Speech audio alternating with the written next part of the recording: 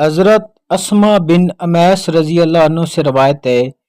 انہوں نے عرض کیا، اللہ کے رسول صلی اللہ علیہ وآلہ وسلم، جعفر کی اولاد کو بہت جلد نظر لگ جاتی ہے، کیا میں انہیں دم کراؤں؟ آپ صلی اللہ علیہ وآلہ وسلم نے ارشاد فرمایا، ہاں، کیونکہ اگر تقدیر پر کوئی چیز غالب ہوتی ہو تو اس پر نظر غالب آتی ہے۔ حضرت عبد الرحمن بن عثمان سے روایت ہے کہ ایک طبیب نے نبی صلی اللہ علیہ وآلہ وسلم سے مینڈک کو دوائی میں ڈالنے کے متعلق دریافت کیا تو نبی صلی اللہ علیہ وآلہ وسلم اسے اس کے قتل کرنے سے منع فرما دیا۔ حضرت ابو ہریرہ رضی اللہ عنہ رسول اللہ صلی اللہ علیہ وآلہ وسلم سے روایت کرتے ہیں،